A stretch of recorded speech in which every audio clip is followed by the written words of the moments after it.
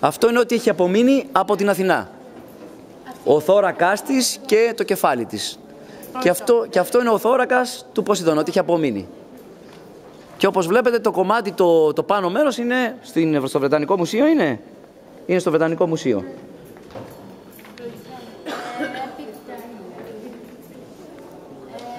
Μετά την Αθηνά και τον Ποσειδώνα, μετά τον Ποσειδώνα βλέπουμε την Ήρις.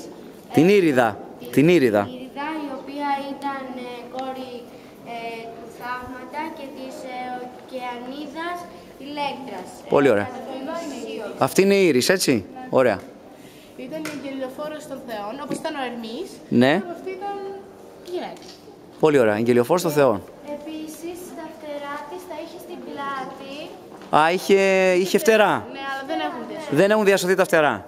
Ωραία. Και εδώ δίπλα τι είναι? Εδώ είναι η Αμφιτρίτη, η γυναίκα του Ποσειδώνα. Ναι. Υπήρχε και ένα άρμα του Ποσειδώνα του συζύγου της, αλλά δεν έχει. Δεν έχει διασωθεί. Η Αμφιτρίτη λοιπόν ήταν με άρμα. Το οποίο δεν έχει διασωθεί. Όπως και από την άλλη πλευρά είχαμε άρματα, έτσι δεν είναι, κάνω λάθος? Είχαμε και από την άλλη πλευρά άρματα, θα τα δούμε στις μακέτες. Αν παρατηρήσετε εδώ. Δυνατά. Αν παρατηρήσετε εδώ, στο λαιμό της είχε τρύπες. Γιατί εκεί είχε διάφορα κοσμήματα. Αυτές εδώ, Ναι. Είχαν και εδώ κοσμήματα. Ναι. Πολύ ωραία. Είχε κοσμήματα. Εδώ βλέπουμε μια πολύ όμορφη πτύχωση. Ναι. Ένα φόρεμα, το κάτω άκρο της... Ποια είναι αυτή η αλήθεια? Η Ορήθεια. Η Ορήθεια, τι ήταν? Η Ορήθεια ήταν κόρη του βασιλιά της Αθήνας, του Ερεχθέα. Αχά. Και είναι ότι... Θεά. Όχι. Αλλά τώρα όμως δεν θα έπρεπε να ήταν θεά ή η μη θεά. Η Μύθα, επειδή ήταν κόρη του Επειδή... βασιλιά.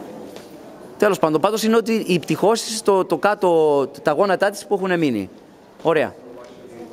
Και εδώ τώρα... Εδώ είναι ο Ηλισσός. Εδώ είναι ο Ηλισσέος. Ναι.